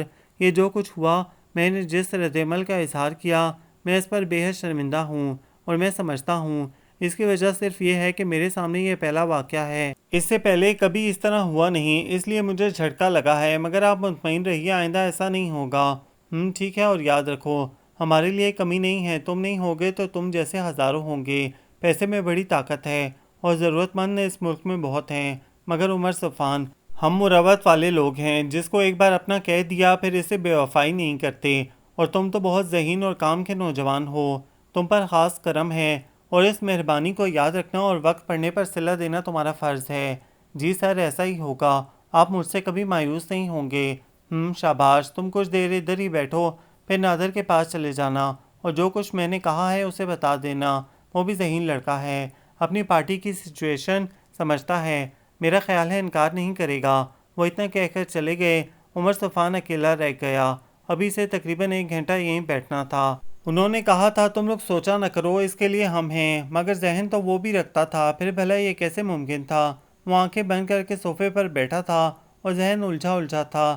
صاحب کے خلاف گواہی، اسے یہ بات کسی طرح ہضم نہیں ہو رہی تھی، اور ساتھ ہی یہ خیال تھا اگر کل کو میرے ساتھ کچھ ایسا ہو گیا تو مجھے بھی نہ صرف یوں اکیلا چھوڑ دیا جائے گا بلکہ پارٹی کے مفاد کے لیے میرے خلاف گواہی بھی دی جائے گی۔ کیا ہم کھلونے ہیں؟ چند سکوں کے عوض ہمیں خرید لیا گیا ہے؟ کیا ہم غلام ہیں؟ ہاں، واقعی ہم غلام ہیں۔ ہمیشہ ہمیں ان لوگوں نے اپنے مفادات کے لیے استعمال کیا ہے۔ زندگی کے کتنے سال میں نے ان کے اشاروں پر چلتے گزار دیے۔ پیسے کے عوض میں نے اپنا ضمیر بیچ دیا۔ اپنے باپ کے اصولوں کو جھٹلانے کے لیے میں نے یہ راہ اپنائی اور کہیں کا نہیں رہا۔ میری تعلیم، میری شخصیت، میرا سب کچھ داؤ پر لگ چکا ہے۔ میں نے تو کبھی کتاب کھول کر نہیں دیکھی، میں نہیں جانتا ان کتابوں میں کیا لکھا ہے۔ جب یہ لوگ چاہتے ہیں مجھے امتحان میں بیٹھنے کا حکم دیتے ہیں اور پاس بھی کروا دیتے ہیں، مگر میں ان ڈگریوں سے کوئی فائدہ نہیں اٹھا سکتا کہ علم تو میرے پاس نہیں ہے۔ بری طرح ان کے جال میں پھنس چکا ہوں۔ یہ مجھ سے ابھی بہت سا کام لیں گے اور شاید ایک روز میرا حشر صاحب جیسا ہوگا۔ اسے سوچ کر جھرجھری سی آ گئی۔ اسے محسوس کیا وہ دن دور نہیں جب سلاخیں اس کا مقدر بن جائیں گی۔ میری طرف سے سلطان صاحب کھٹک گئے ہیں۔ میں نے صاحب کے سلسلے میں جو اعتراضات اٹھائے ہیں ان پر انہیں غصہ آ گیا تھا۔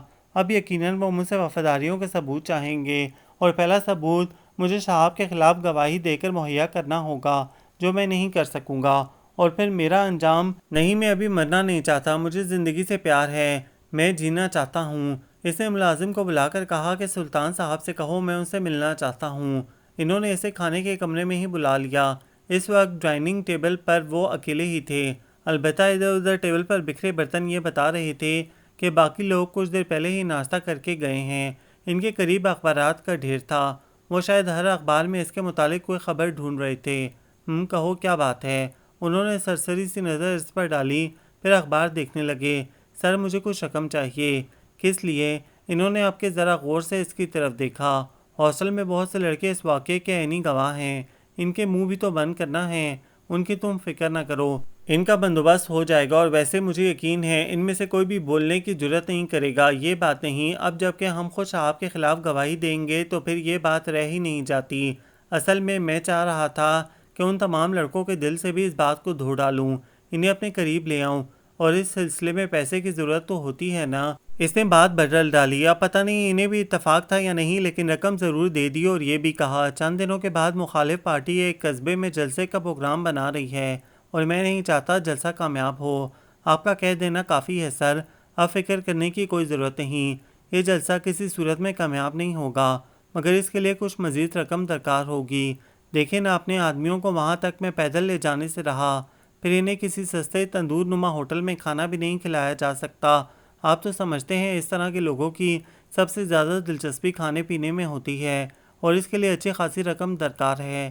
ٹھیک ہے، شام کو آ کر لے جانا۔ اگر ابھی دے دیتے تو مناسب تھا، میں رقم کے حساب سے ہی آدمی اکٹھے کرتا۔ اصل میں ہمارے پاس جو آدمی اس طرح کے کام کرتے ہیں، ہم نے ان کی درجہ بندی کر رکھی ہے۔ کچھ لوگ وہ ہیں جو بہت تھوڑے پیسوں اور ذرا سی تفریح پر راضی ہو جاتے ہیں۔ ان سے اوپر وہ ہیں جو بہت اچھا اور بہت زیادہ کھانا مانگتے ہیں، اور رقم کی طلب بھی زیادہ ہے۔ اور اس سے اوپر وہ، اچھا ٹھیک ہے، میں سائن کیے دے رہا ہوں۔ انہوں نے اکتا کر اسے مزید بولنے سے روک دیا، اور کچھ دیر بعد وہ اچھی خاصی رقم کا چیک لے کر ان کے بنگلے سے نکل رہا تھا۔ اب اسے سب سے پہلے بینک جانا تھا، اور پھر اس کے بعد آئندہ کے بارے میں سوچنا تھا۔ ریلوے اسٹیشن پر آ کر اس نے سوچا اسے کہاں جانا چاہیے۔ کسی بڑے شہر میں جانا مناسب نہیں، پکڑا جا سکتا ہے۔ کوئی چھوٹی سی جگہ جہاں وہ چھپ کر رہ سکے، مگر کہاں؟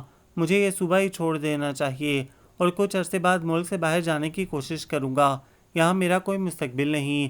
یہ سلطان صاحب جو خود اس ملک کے غدار ہیں، اپنے ساتھ کی جانے والی میری غداری کو برداشت نہیں کریں گے۔ اگرچہ اس رقم کی ان جیسے لوگوں کے نزدیک کوئی حیثیت نہیں، مگر پھر بھی وہ اس دھوکہ دہی کو ہمیشہ یاد رکھیں گے۔ اس نے 3 بار ٹرین بدلی، کچھ سفر بائی روڈ بھی کیا، اور اب اس کے سامنے اپنے صوبے کی سرحد پر ایک چھوٹا سا قصبہ نما گاؤں تھا۔ یہ ایک بالکل نئی دنیا تھی، کم آبادی، عورتیں شٹل کاک برقع اوڑھتی تھیں، اور بازاروں میں اکا دکا ہی دکھائی دیتی تھیں۔ اسے یہ دیکھ کر حیرت ہوئی کہ اسکول کی طالبات بھی ایسے ہی برقعے اوڑھتی تھیں۔ یہ علاقہ پہاڑی تھا، اور یہاں کے لوگ بہت کم پڑھے لکھے تھے۔ وہ اجنبیوں کو اچھی نظر سے نہیں دیکھتے تھے۔ شروع میں عمر صفان کو کافی مشکل پیش آئی، پھر آہستہ آہستہ اس چھوٹے سے ہوٹل کے مینیجر سے اس کی دوستی ہو گئی، اور دوستی ہونے کے بعد اس نے محسوس کیا بظاہر وہ لوگ جتنے کھردرے دکھائی دیتے ہیں، حقیقت میں ایسے نہیں ہیں۔ مینیجر حسن خان نے اسے کئی دوسرے لوگوں سے ملوایا، ان میں زیادہ تعداد ینگ لڑکوں کی تھی۔ اس نے اندازہ لگایا یہاں کے نوجوان غربت اور بے روزگاری سے اکتائے ہوئے ہیں۔ وہ کچھ کرنا چاہتے ہیں، مگر کیا؟ یہ ان کی اپنی سمجھ میں بھی نہیں آتا۔ انہیں اپنی لائن پر لایا جا سکتا ہے۔ یہ دلیر ہیں اور بہت جلد اپنے سے زیادہ علم والے سے متاثر ہو جاتے ہیں۔ جس کو ایک بار رہبر مان لیں، پھر اس سے غداری نہیں کرتے۔ مجھے انہیں اپنے کام میں لانا چاہیے۔ عمر صفان کا ذہن شروع ہی سے غلط راہوں کی طرف کچھ زیادہ ہی چلتا تھا۔ اس کے پاس ایک بڑی رقم تھی، وہ چاہتا تو کوئی اچھا کام کر سکتا تھا، مگر اس نے سوچا تو یہی سوچا کہ اس دولت کو کم سے کم دنوں میں زیادہ سے زیادہ کس طرح کیا جا سکتا ہے۔ وہ رات سونے سے پہلے اپنے بستر پر لیٹ کر اس منصوبے کے ہر پہلو پر غور کرتا، پھر ان لڑکوں کے بارے میں سوچتا کہ ان میں سے کون بہتر رہے گا۔ فی الحال اسے ان میں سے صرف 3 کو چننا تھا اور آہستہ آہستہ تعداد میں اضافہ کرنا تھا۔ ایک شام انہی لڑکوں کے ساتھ وہ دور نکل گیا۔ کھانا ایک تندور نما ہوٹل پر کھایا کہ اس علاقے میں ایسے ہی ہوٹل کثرت سے ملتے تھے۔ وہ سب اس سے الگ ہوئے تو بھی ہوٹل واپس جانے کے بجائے وہ ادھر ادھر ٹہل کر موسم کا مزہ لیتا رہا۔ چلتے چلتے وہ بسوں کے اڈے کی طرف آ نکلا، اور یہاں موجود 2 آدمیوں کو دیکھ کر ٹھٹکا۔ وہ یقیناً سلطان صاحب کے آدمی تھے۔ کیا وہ اس کی تلاش میں آئے ہیں؟ اس نے سوچا۔ وہ دونوں بھی اسے دیکھ چکے تھے، ہر چند کے ان کے آنے کا مقصد کچھ اور تھا۔ وہ اس کی تلاش میں ہرگز نہیں آئے تھے، مگر انہیں سلطان صاحب کا کہا بھی یاد تھا۔ عمر صفان کے غائب ہونے کی خبر سن کر انہوں نے کہا تھا، وہ غدار جہاں بھی نظر آئے گولی مار دو، کہ اس کی سزا یہی ہو سکتی ہے۔ موقع اچھا تھا، وہ اس علاقے میں بہت آسانی سے اسے ختم کر کے واپس جا سکتے تھے، اور سلطان صاحب کو اپنی وفاداریوں کا یقین دلا کر ان کی مزید عنایات حاصل کر سکتے تھے۔ عمر صفان ان کا ارادہ بھانپ چکا تھا، اور پہلے آہستہ آہستہ الٹے قدموں پر پیچھے ہٹتے ہٹتے اب وہ اونچے نیچے راستوں پر اندھا دھند بھاگا چلا جا رہا تھا۔ پہاڑی راستوں پر ان تینوں کے بوٹوں کی آوازیں گونج پیدا کر رہی تھیں۔ کچھ دور گلیوں میں ان دونوں کے آگے بھاگنے کے بعد اس نے یہ راستہ چھوڑ دیا اور پہاڑوں میں اتر گیا، مگر وہ دونوں شکاری کتوں کی طرح بو سونگھتے چلے آ رہے تھے۔ آبادی پیچھے رہ گئی تھی، اور آبادی سے نکلتے ہی انہوں نے اس پر فائرنگ شروع کر دی تھی، مگر اس کی خوش قسمتی کہ ہر بار نشانہ خطا گیا۔ وہ مرنا نہیں چاہتا تھا، اسے زندگی سے پیار تھا، اور یہی پیار اسے ان خطرناک راستوں پر بھگائے لیے جا رہا تھا۔ راستے پرپیش اور خطرناک تھے، اور یوں بھی تھا کہ ایک راستہ بہت دور تک جانے کے بعد ایک کھائی کے منہ پر پہنچ کر ختم ہوتا تھا، اور مسافر کے لیے سوائے واپسی کے لیے قدم اٹھانے کے اور کوئی چارہ نہیں رہتا تھا۔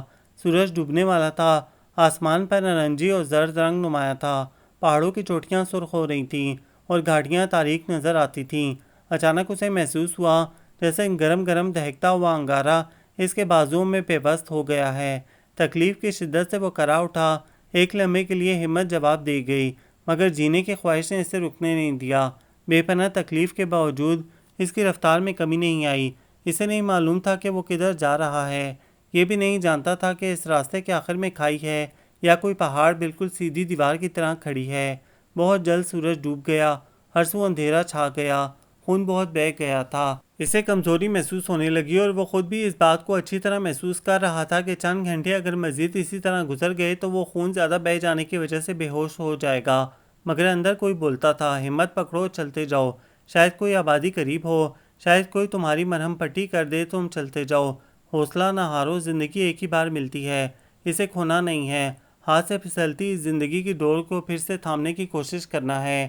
پہاڑی راستے بالکل خاموش تھے اور اس کا مطلب تھا یا تو پیچھا کرنے والے واپس جا چکے ہیں یا پھر وہ سنبھل کر آہستہ روی کے ساتھ اسے تلاش کر رہے ہیں۔ وہ واپس جا چکے ہیں یا پیچھے آ رہے ہیں، اس کے پاس اب یہ سوچنے کی ہمت ہی نہیں تھی۔ ذہن معوف ہو رہا تھا، ساری ہمتیں یکجا کر کے وہ چلتے اور چلتے رہنے کی کوشش میں لگا ہوا تھا۔ پھر اسے محسوس کیا وہ آبادی کے قریب ہے، کہیں یہ میرا وہم تو نہیں۔ سر کو جھٹکا اور آنکھیں مینچ کر اور بار بار پلکیں جھپک کر اس نے دور دور بکھرے مکانوں کو دیکھا۔ ہاں، یہ کوئی گاؤں تھا۔ زندگی ایک بار پھر دور جاتے جاتے پلٹ آئی تھی۔ اس نے خود سے کہا، آخری بار ہمت کر لو، بچا کچا زور لگا لو اور کسی دروازے تک پہنچ جاؤ، ورنہ یہ جوان جسم، یہ خوبرو چہرہ ہمیشہ کے لیے مٹ جائے گا۔ ہاں، بس ذرا سی ہمت، تھوڑا سا حوصلہ۔ سامنے ایک دروازہ نظر آ رہا ہے۔ وہ خود کو بمشکل گھسیٹتے ہوئے اس بند دروازے تک پہنچنا چاہتا تھا۔ اگر توانائی زائل نہ ہو گئی ہوتی تو یہ فاصلہ 4 قدموں کا تھا، مگر اب یہ 4 قدموں کا فاصلہ صدیوں کی مسافت پر محیط محسوس ہو رہا تھا، اور جب منزل بہت قریب آ گئی، صرف 1 قدم کے فاصلے پر تمام حوصلے ہار گئے، وہ ڈھہ گیا۔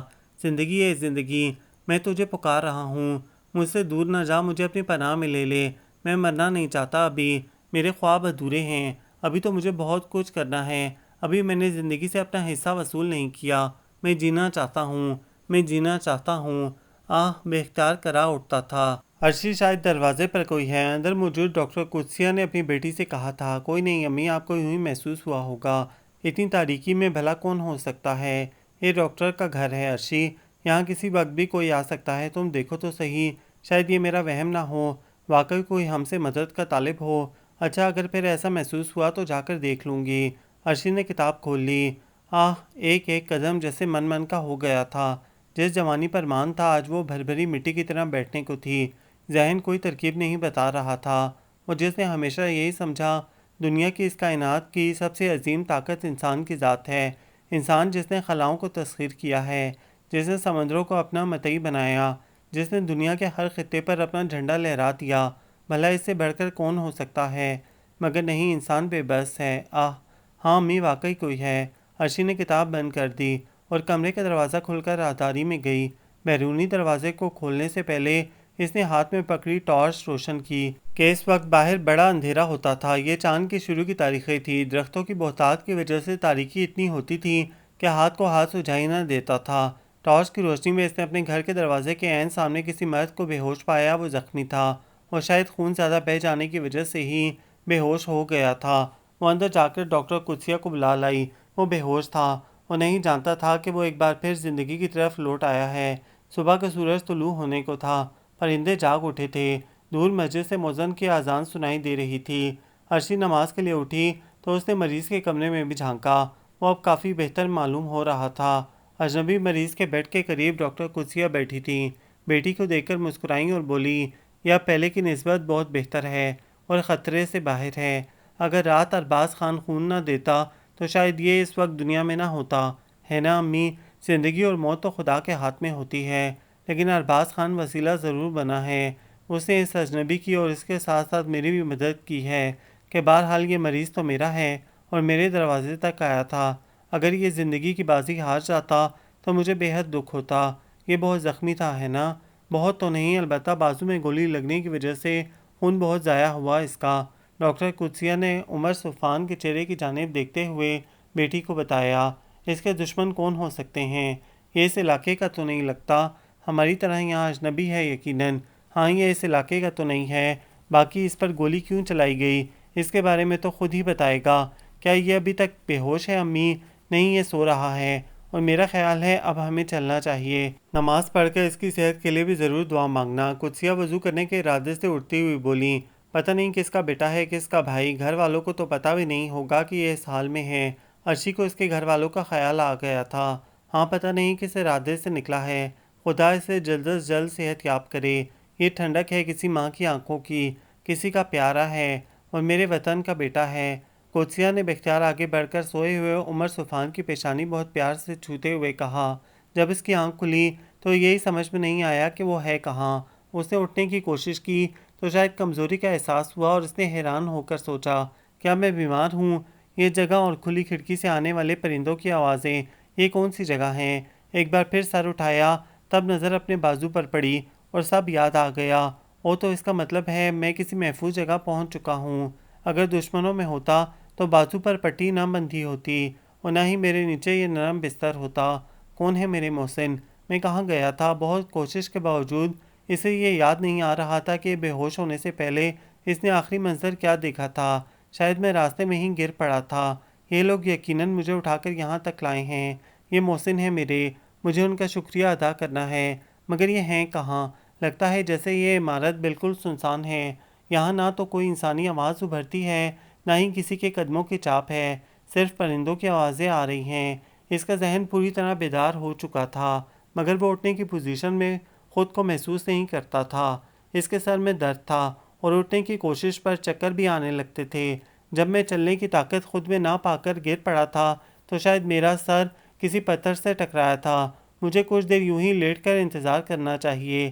یہ چھوٹا سا کمرہ جس قدر نفاست سے سجایا گیا ہے، اسے احساس ہوتا ہے کہ یہاں پر لوگ بستے ہیں، نہ صرف مرد بلکہ خواتین بھی یقیناً رہتی ہیں۔ وہ منتظر نظروں سے ایک کمرے میں کھلنے والے واحد دروازے کی طرف دیکھ رہا تھا جو اس وقت بند تھا۔ کچھ زیادہ دیر نہیں گزری جب دروازے کے دوسری طرف قدموں کی چاپ ابھری، پھر دو عورتوں کے باتیں کرنے کی آواز آنے لگی۔ اب وہ ادھر بھی آئیں گی۔ عمر صفان کی بے چینی بڑھ گئی اور آنکھیں اور بھی لگن سے رات دیکھنے لگیں۔ دروازہ کھلا اور ایک حسین نازک سی پیاری سی لڑکی کمرے میں آ گئی۔ ابھی تو عمر صفان سے اٹھا نہیں جا رہا تھا، مگر اسے دیکھ کر درد کا ہر احساس جیسے مٹ گیا۔ وہ ایک دم سے اٹھ بیٹھا۔ آپ اور یہاں؟ اس نے لڑکی کی جانب دیکھ کر بے حد حیرت سے پوچھا تھا۔ عرشی کو اس سے کسی ایسی بات کی توقع بھلا کیسے ہو سکتی تھی؟ وہ تو یہ دیکھنے آئی تھی مریض جاگ گیا ہے یا ابھی تک سو رہا ہے، مگر جس طرح بے تکلفی سے اس نے یہ سوال پوچھا، حیرت فطری عمل تھا۔ آپ مجھے جانتے ہیں؟ عرشی آگے نہیں آئی، وہیں دروازے کا ہینڈل پکڑے کھڑی رہی۔ ہاں ہاں، میں نے آپ کو دیکھا تھا، تب میرے ساتھ نادر بھی تھا۔ نادر نے آپ کے ساتھ؟ وہ کچھ کہتے کہتے رک گیا۔ جوش ٹھنڈا پڑ گیا۔ اسے خیال آ گیا نادر نے کوئی ایسی اچھی حرکت نہیں کی تھی جو دہرائی جا سکے، اور یقیناً یہ لڑکی انہی لوگوں میں سے تھی جنہوں نے اسے دوبارہ زندگی کی طرف کھینچ لیا تھا۔ اب اسے ایسی بات کرنا بالکل بھی مناسب نہیں ہے۔ کیا بات ہے، آپ چپ کیوں ہو گئے؟ کہیے نا، ویسے نادر کون ہے؟ وہ کچھ قریب آ گئی۔ شاید میں ابھی بھی پوری طرح حواس میں نہیں ہوں، عمر صفان نے کہا، مگر مجھے حیرت ہو رہی ہے، آپ مجھے دیکھ کر اس طرح چونک کیوں گئے، جبکہ میں پورے وثوق سے کہہ سکتی ہوں یہ ہماری پہلی ملاقات ہے۔ جاگ گئے بیٹا؟ یہ بتاؤ طبیعت کیسی ہے، کیسا محسوس کر رہے ہو؟ ڈاکٹر قدسیہ بھی چلی آئیں، میری امی ہیں، ڈاکٹر ہیں یہ، اور رات کی آپ کے پاس اس کرسی پر بیٹھی رہی ہیں، صبح نماز کے لیے اٹھ کر گئی تھیں۔ میں مشکور ہوں آپ کا۔ عمر صفان اپنی مسیحا کو عقیدت سے دیکھتے ہوئے کہہ رہا تھا۔ نہیں بیٹے، ڈاکٹر ہونے کے ناطے یہ تو میرا فرض تھا۔ شکر ہے تم بالکل ٹھیک ہو، خدا نے بہت فضل کیا ہے تم پر۔ گولی میں نے نکال دی تھی، ہڈی بچ گئی ہے۔ اصل میں خون بہت ضائع ہوا تھا، مگر ارباز خان نے وقت پر خون دے کر تمہاری جان بچا لی ہے۔ کون ارباز خان؟ یہیں قریب ہی اس کا گھر ہے۔ جب میں اس علاقے میں آئی تھی تو اس کی ماں بہت بیمار تھی اور اس لڑکے کے پاس علاج کے لیے پیسے بھی نہیں تھے۔ اپنی ماں سے بے حد محبت کرتا ہے اور ماں کے علاوہ اس کا کوئی ہے بھی نہیں۔ میں نے اس کی ماں کا علاج کیا، خدا کی مہربانی سے وہ اچھی ہو گئی۔ بس اسی بات پر ارباز خان سے ہماری پکی پکی دوستی ہو گئی۔ وہ شہر میں مزدوری کرتا ہے، صبح شہر جانے سے پہلے ہم سے یہ پوچھنے آتا ہے کسی چیز کی ضرورت تو نہیں، شہر سے کچھ منگوانا ہو تو بتا دیں۔ وہ آئے تو مجھ سے ضرور ملوائیے، میں اس کا شکریہ ادا کرنا چاہتا ہوں۔ بے شک اس نے مجھ پر جو احسان کیا اس کا بدلہ یہ چھوٹا سا لفظ تو نہیں، مگر پھر بھی میں اسے مل کر اس احسان کا شکریہ ادا کرنا اپنا فرض سمجھتا ہوں۔ وہ شام کو آئے گا۔ میں نے تمہارے لیے کچھ پھل اور میڈیسن کے لیے کہا تھا، وہ ہماری طرف بھی آئے گا۔ عرشی میں نے سوپ بنا رکھا تھا، جاؤ لے آؤ۔ اب بیٹا بہت بہتر لگ رہا ہے، میرا خیال ہے اسے سوپ پیش کیا جا سکتا ہے۔ وہ اسے دیکھ کر خوش دلی سے مسکراتے ہوئے کہہ رہی تھی، آپ کا نام کیا ہے؟ نام تو ہم نے پوچھا ہی نہیں، عرشی پوچھ رہی تھی۔ میرا نام عمر صفان ہے۔ اس نے دانستہ عرشی کی جانب دیکھنے سے گریز کیا۔ فون نمبر کوئی ایڈریس بتاؤ بیٹا، تاکہ میں تمہارے گھر والوں کو اطلاع کر سکوں۔ بس یوں سمجھیے آنٹی، میں دنیا میں اکیلا ہوں، میرا کوئی نہیں۔ ڈاکٹر قدسیہ نے اس کی بات سن کر یہی اندازہ لگایا کہ گھر سے ناراض ہو کر نکلا ہے۔ اس عمر میں اکثر لڑکے ایسی حرکتیں کرتے ہیں۔ بہرحال اس وقت اسے منانا یا ساری بات تفصیل سے پوچھنا مناسب نہیں تھا۔ اس کے پوچھنے پر ڈاکٹر قدسیہ نے بتایا تھا وہ کچھ عرصے سے اس چھوٹے سے علاقے میں مقیم ہیں۔ اصل میں بیٹا بڑے شہروں میں اور بھی بہت ڈاکٹر ہیں، وہاں میری اتنی ضرورت نہ تھی۔ بس میں نے ایک روز شہر کی زندگی کو خدا حافظ کہا اور اپنے مشن کا آغاز کیا۔ اب میں اور میری بیٹی ایسے کئی چھوٹے چھوٹے دیہات میں جا کر وہاں کے بیماروں کا علاج کر چکے ہیں۔ ہم ایک جگہ رکتے نہیں، بلکہ کچھ عرصے کے لیے ٹھہرتے ہیں، پھر آگے بڑھ جاتے ہیں۔ آپ کے ساتھ کوئی مرد بھی نہیں آنٹی، یوں مشکل تو پیش آتی ہوگی۔ زندگی میں کچھ نہ کچھ مسائل کا سامنا تو بہرحال کرنا ہی پڑتا ہے، مگر جب یہ یقین ساتھ ساتھ ہو کہ خدا ہمارے ساتھ ہے، پھر ہر مشکل آسان ہوتی چلی جاتی ہے۔ خدا اور مذہب سے عمر صفان کو کبھی کوئی لگاؤ نہیں رہا تھا۔ ان کی بات سن کر خاموش ہو رہا، صرف اس لیے کہ وہ اس کی محسن تھی۔ وہ دل سے شکر گزار تھا ان کے ساتھ بحث نہیں کرنا چاہتا تھا۔ عمر صفان کو یہاں ایک ہفتہ ہونے کو تھا، اب وہ پہلے سے بہت بہتر تھا۔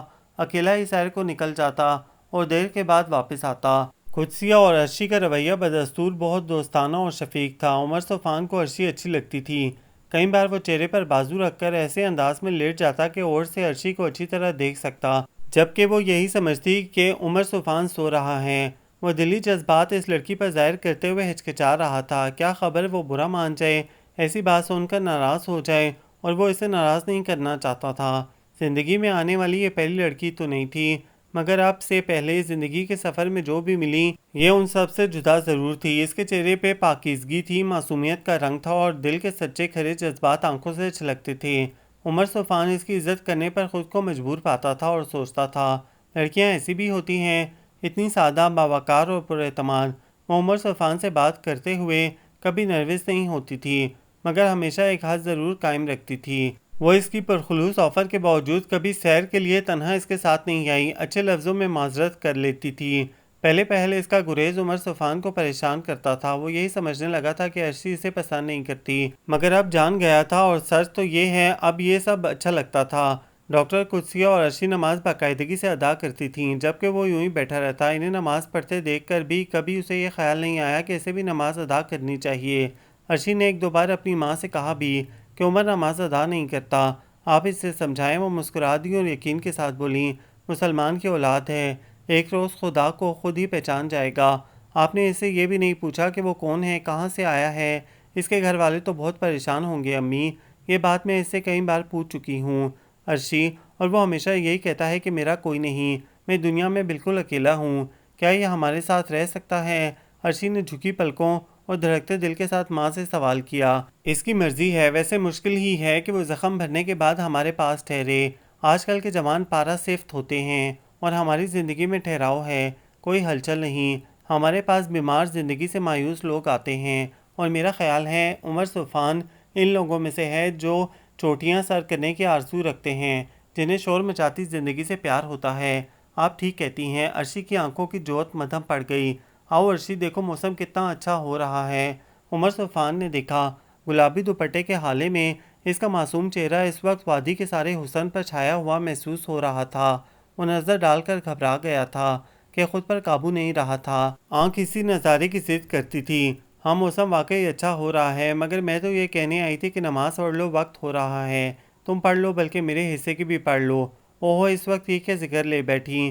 دل میں سوچتے ہوئے مگر بظاہر مذاق کے رنگ میں اس نے عرشی سے کہا، نہیں، اپنے حصے کی خود ہی پڑھنی ہوتی ہے۔ دیکھو نا، رب نے ہمیں کتنی نعمتوں سے نوازا ہے، ان کا شکر بھی تو لازم ہے۔ میں چلتی ہوں، وقت نکلا جا رہا ہے، ویسے تم غور کرنا میری بات پر۔ عمر صفان نے اس بات میں سر ہلا دیا، جبکہ ایسا ارادہ وہ بالکل نہیں رکھتا تھا۔ وہ بالکل ٹھیک ہو چکا تھا، اب بغیر کسی سہارے کے پہاڑوں پر چڑھ سکتا تھا، درختوں اور بیلوں سے اٹے اس جنگل کے اونچے نیچے راستوں پر دوڑ سکتا تھا، وہ واپس جا سکتا تھا، مگر خود کو بے بس پاتا تھا۔ اسے لگتا تھا وہ دل یہیں چھوڑ جائے گا۔ وہ عرشی سے محبت کرنے لگا تھا، اور جس روز عرشی نے اداس آنکھوں کے ساتھ اس سے یہ سوال کیا تھا کیا تم چلے جاؤ گے عمر صفان، تب سے اس کے جذبوں کو زبان مل گئی تھی۔ اسے یہاں سے جانے سے انکار کر دیا تھا۔ ڈاکٹر آنٹی سے کہا تھا اب وہ بھی ان کے مشن میں شریک ہے، ان کے ساتھ ساتھ رہے گا، ان کی طرح دکھی لوگوں کا دکھ بٹانے کی کوشش کرے گا۔ یہ راہ بڑی کٹھن ہے عمر صفان، سوچ لو۔ میں نے سوچ لیا ہے آنٹی، آپ کے ساتھ ہی رہوں گا۔ اس کی بات سن کر عرشی کے چہرے پر کئی رنگ آ گئے تھے، اور وہ اپنی یہ کیفیت چھپانے کے لیے چائے بنانے کے بہانے اٹھ کھڑی ہوئی تھی۔ دیکھو، میں نے تمہاری خاطر ساری دنیا کو چھوڑ دیا ہے، یہ صرف کہنے کی بات نہیں، میں نے عملی نمونہ پیش کیا ہے تمہارے سامنے۔ وہ دونوں اس چھوٹے سے گھر کے سامنے پتھروں پر بیٹھے تھے، گھنے جنگلوں میں درختوں پر بیٹھے گیت گاتے پرندوں کی آوازوں کے درمیان عمر صفان نے محبت کا گیت سناتے ہوئے کہا تھا، اور عرشی محبتوں کی پھوار میں بھیگ بھیگ گئی تھی۔ زندگی یوں بھی حسین ہوگی میں نے پہلے کب سوچا تھا؟ سوچا تو میں نے بھی نہیں تھا عمر صفان، مگر خدا سے اچھی امید ہمیشہ رکھی تھی، اور پتہ ہے مہربان خدا نے ہمیشہ مجھے میری سوچ سے بڑھ کر نوازا ہے۔ آؤ عرشی، اوپر پہاڑوں پر چلتے ہیں، ادھر چوٹی تک جائیں گے۔ ہاں چلو۔ وہ بھی فوراً تیار ہو گئی۔ راستے پتھریلے اور دشوار تھے، مگر عمر صفان کا ساتھ اس کے حوصلے بڑھا رہا تھا۔ وہ نازک سی لڑکی اس کا سہارا لے کر چڑھتی جا رہی تھی۔ دیکھو یہاں سے نیچے پھیلا ہوا جنگل کتنا اچھا لگ رہا ہے۔ دونوں رک گئے اور نیچے کا منظر دیکھنے لگے۔ ہمارا گھر اف ایسے ہے جیسے گڑیا گھر ہے، عرشی کھلکھلائی۔ کچھ اور اوپر جانے کے لیے قدم آگے بڑھایا، مگر توازن برقرار نہیں رکھ سکی۔ اس سے پہلے کہ عمر صفان اس کو تھامتا، وہ بہت نیچے جا چکی تھی۔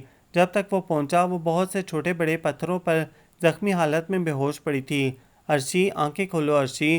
اور یہ اچانک کیا ہو گیا؟ عرشی کی حالت اس کے ہاتھ پاؤں پھلائے دے رہی تھی۔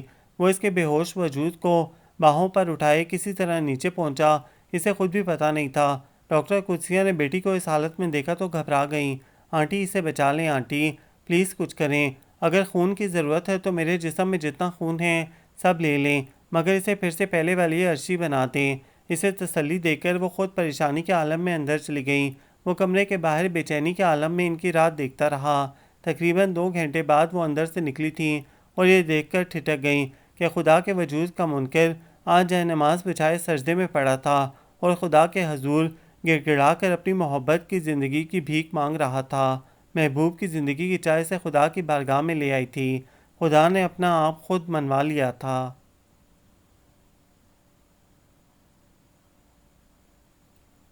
یہ ناول آپ سب کو کیسا لگا؟ کمنٹس میں اپنی رائے ضرور دیں۔